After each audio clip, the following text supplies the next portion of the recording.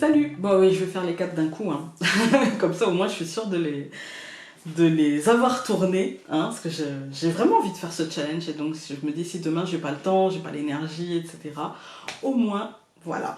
Alors, la deuxième vidéo, donc toujours 4 questions par vidéo, voilà.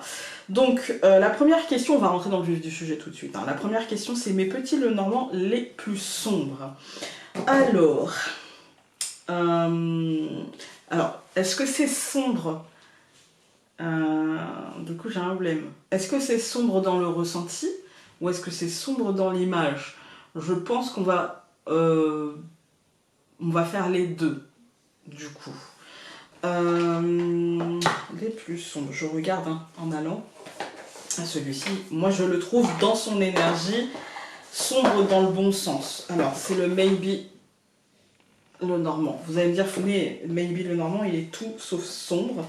Ouais, mais il peut être un peu violent. Alors vous allez me dire, non, il est hyper lumineux, parce que le fond, il est blanc. On va y arriver. Le dos est comme ceci.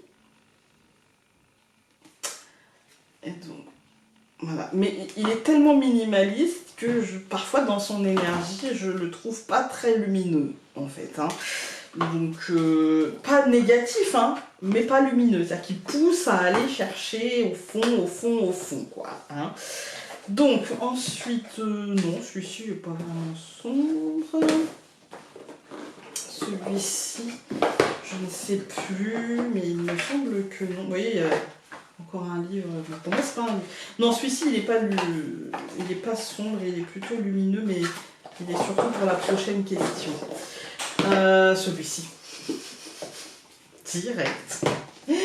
Alors celui-ci c'est dans les deux sens en fait. Hein. Il est sombre dans ses illustrations. Donc c'est The Lunar Nomad Oracle.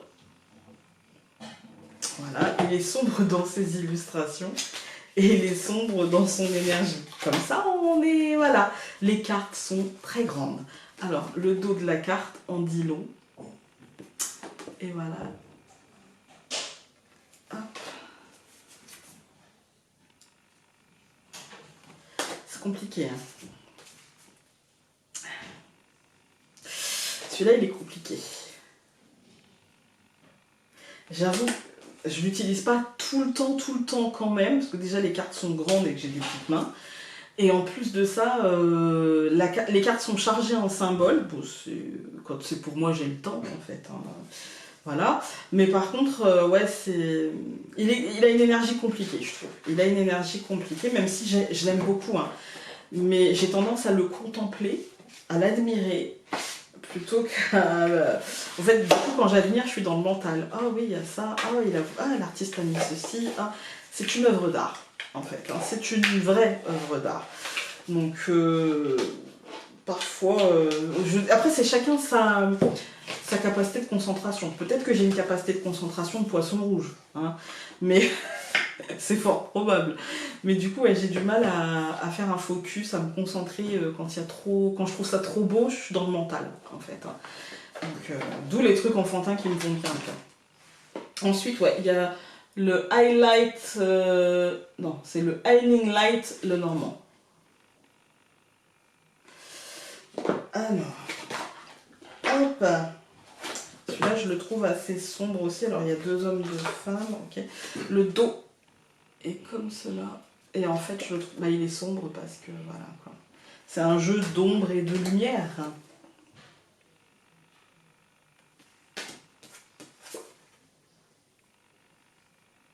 Après, moi, ça me dérange pas. Les jeux sombres, c'est pas quelque chose qui m'embête. Je sais que ça peut embêter certaines personnes, mais moi, ça m'embête pas plus que ça. Après, celui-là, il est sombre et puis il peut être angoissant avec ce serpent. Enfin, les choses sont vraiment, vous voyez, là pareil, le cercueil, les choses sont vraiment mises en avant comme ça. Et du coup, oui, ça, je peux comprendre que pour certaines personnes, souvent on me dit, moi j'aime pas les trucs sombres, ouais, je peux comprendre. Hein. Et puis le dernier, parce que celui-ci, celui-ci il est pas lumineux, je trouve. Hein. On va le mettre dedans quand même. Après, donc j'ai Les Rêves Enchantés de Lenormand, de Kiro Marchetti. celui-ci. J'ai pas donné les éditions. Donc le Maybe le Normand, il est US Game System. Ensuite le The Lunar Nomad Oracle, il est chez Weatherbook. Et le Hiling Light le Normand de Lo Scarabeo. Donc, et celui-ci, édition Exergue. Et donc le dos des cartes, mais celui-ci est très connu. Et donc, voilà les cartes.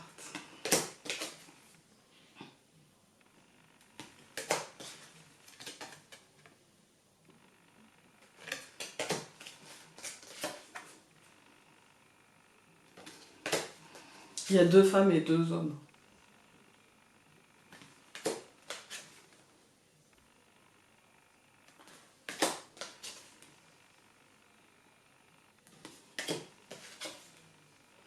Voilà. Donc pour celui-ci, après vous trouverez des présentations.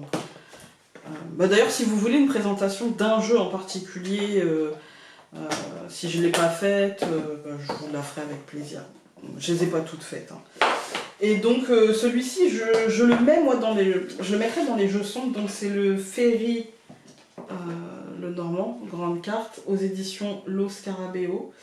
Ouais. Ah, c'est de Marcus Katz et Tally Goodwin. Ouais, je le mettrai parce que je trouve que quand même, il n'est pas lumineux, en tout cas dans les couleurs choisies. Il est très vert, ok, mais il n'est pas... c'est pas le plus lumineux non plus.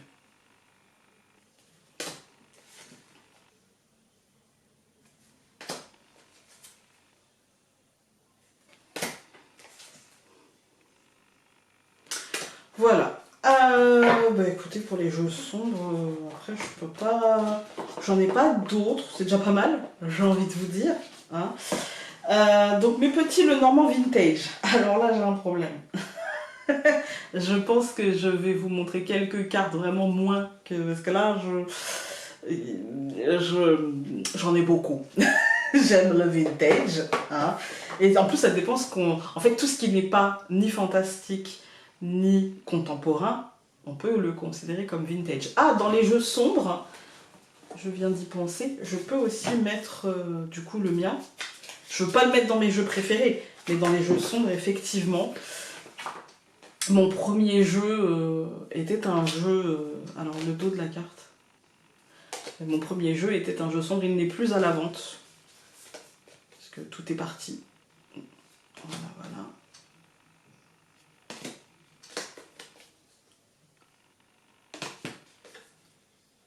Et voilà. Donc il n'est plus à la vente, c'est pas la peine de me demander. Peut-être qu'il reviendra un jour, mais pas maintenant, parce que j'ai d'autres projets en tête. Même si j'ai gardé les fichiers, hein, on sait jamais. Bref, les jeux vintage, j'en ai plein. On va commencer par celui-ci. Alors par contre là on va faire un peu plus vite, parce que sinon cette vidéo va durer 4h30. Donc celui-ci c'est le Golden le Normand Oracle. Je vais vous montrer quelques cartes, mais c'est très vintage. Celui-ci, il est doré. Voilà, et donc le dos est comme ceci. C'est une très grande carte. Donc voilà, et la dernière. Voilà. Ensuite, je range au passage. Hein. Bah évidemment, celui-ci c'est un tarot vintage. Je ne vais pas m'attarder trop dessus parce que tout le monde les connaît, ces cartes-là. Voilà. Mais c'est vintage. Hein. Vintage et classique, pour moi, c'est un peu la même veine. Hein. On va déjà faire les tarots, les jeux un peu connus. Le Piatnik, je vous l'ai montré.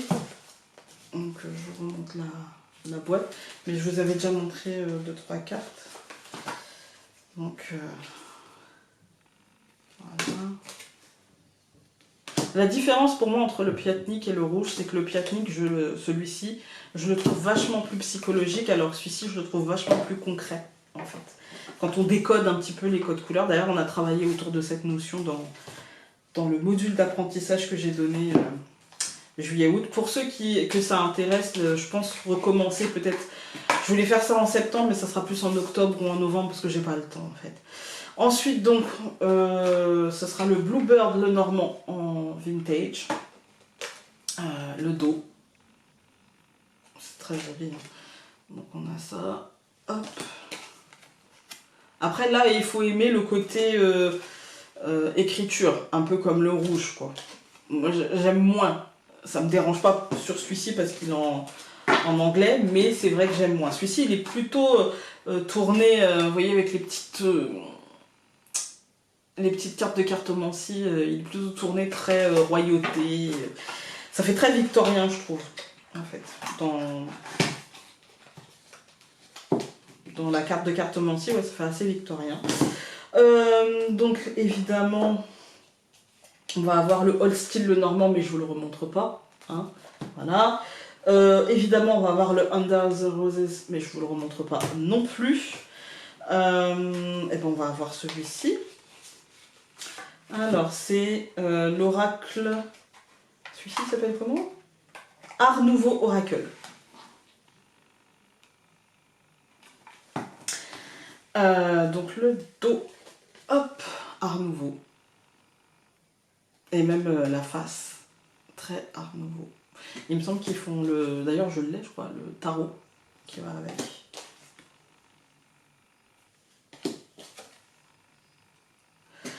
Voilà.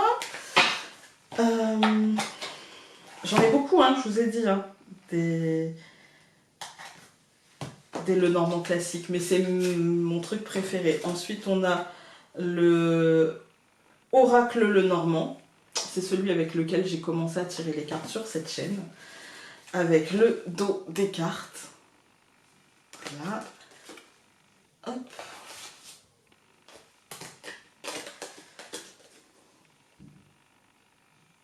Minimaliste, comme j'aime.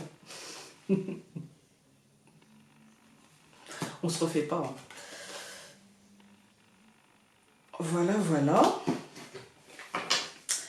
J'ai pas fini. Alors, hop. On va prendre la grosse boîte. Celui-ci, donc, c'est The Legendary 18th Century Oracle. Donc, le Normand Fortune, je sais pas quoi, là. Voilà, voilà. Donc, il y a un gros livret, les 36 cartes. Par contre, tout le livret est en anglais, il me semble. Là. Ouais. Tout le livret est en anglais. Le dos des cartes est juste magnifique. Celui-ci, il faut que je le sorte de sa grosse boîte, sinon j'ai du mal à aller le chercher. Donc, il faut que je lui trouve un pochon.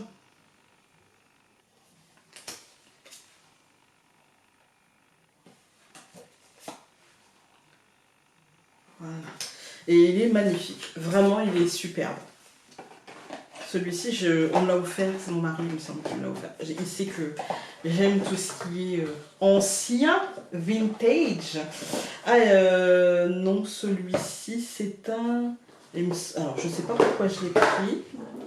Il me semble que c'est un keeper. Oui, c'est un keeper, donc on ne va pas l'utiliser. Voilà, voilà. Et on a encore le... Bah, là-bas. Déjà celui-ci, c'est le French Cartomancy. Donc le dos des cartes. Je vous montre la boîte après. Les oiseaux. Voilà, voilà. Hop.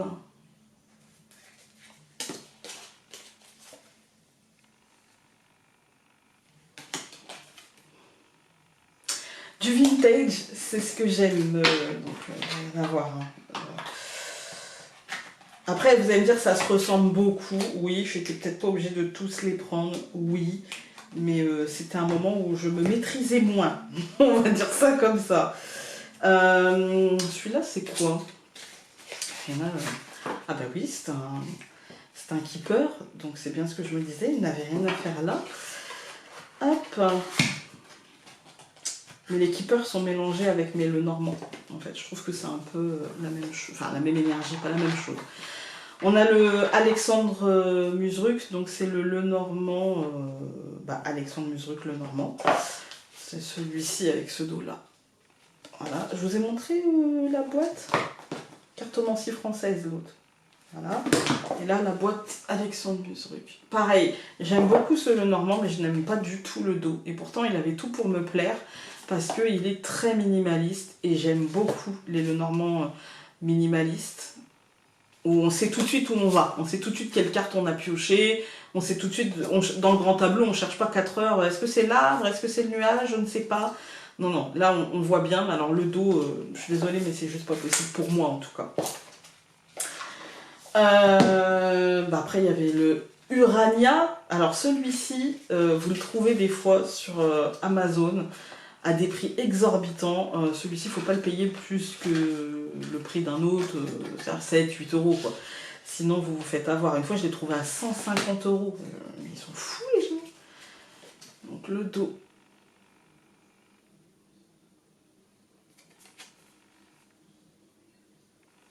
Hop.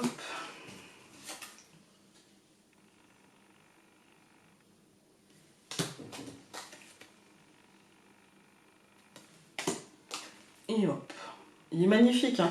Mais ça reste un... En plus, la qualité des cartes, elle est pas folle. Je veux dire, ça se plie. Elle est pas... C'est pas ouf. Voilà. C'est un bon jeu. Il est très joli. Moi, je l'aime beaucoup. Mais il vaut pas 150 euros, quoi. Non. Loin de là, même. Celui-ci, c'est pas du tout un Lenormand. Celui-ci n'est... Il est classique. Celui-là, il est vintage. L'autre, je vais vous montrer après. Il est classique sans lettres. C'est pour ça que j'avais bien aimé. C'est dans son code couleur, je le trouve pas classique. Ce dos-là, donc c'est ce Lenormand-là. Donc c'est le Normand. C'est le Normand allemand, en fait. Et c'est Koningsfurt. J'ai pas fait allemand. Hein. Désolée, j'ai fait espagnol et je suis pas beaucoup plus douée. Les langues, c'était pas mon truc. Déjà, je sais parler français, c'est pas mal, j'ai envie de dire. Je sais me faire comprendre en français, c'est pas mal, non? Voilà. Et l'autre, je vais vous montrer, on peut le considérer comme un classique, mais il n'est pas vraiment classique, parce que je trouve que son code couleur, il est, encore une fois, un peu, voilà. Mais en fait, il flirte entre le classique et l'enfantin, ouais, il flirte un petit peu. Donc le dos, voilà. Il a un côté, je respecte le code du classique et en même temps, je me permets une certaine modernité. Et c'est pour ça que je l'avais acheté, parce que je l'aimais bien.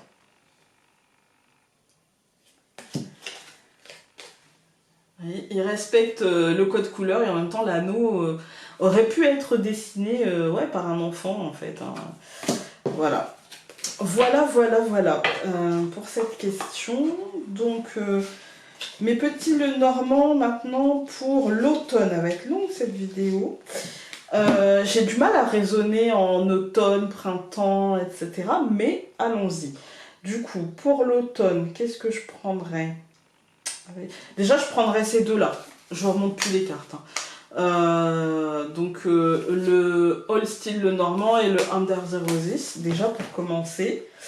Et puis, peut-être un dernier pour l'automne. Je prendrais peut-être celui-ci. Les Rêves Enchantés de Lenormand.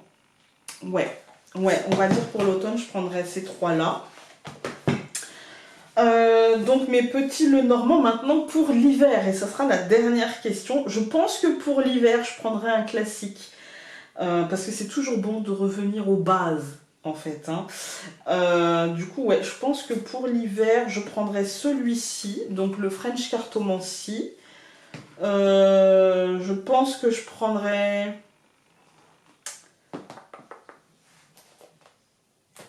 Je vais prendre celui-ci, mais je le prendrai tout le temps. Donc celui-ci, c'est toute l'année, donc je vais mettre de côté. Pour l'hiver, je pense que... Ah, peut-être je prendrai le Lenormand intuitif. Ouais, parce qu'il a un côté sombre pour travailler ce truc-là. Je prendrais... Ah, j'ai oublié le hurle normand en classique. C'est très décousu, mais comme toutes mes vidéos. Le dos. Et du coup, je prendrais peut-être le hurle normand aussi pour l'hiver. Ouais.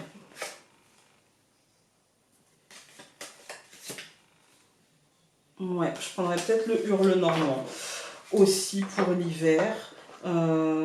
Et je me rajouterais sûrement le burning serpent. Voilà. Bah écoutez, je vais ranger un peu, puis on se retrouve demain pour la 3e vidéo et 4 autres questions. Salut!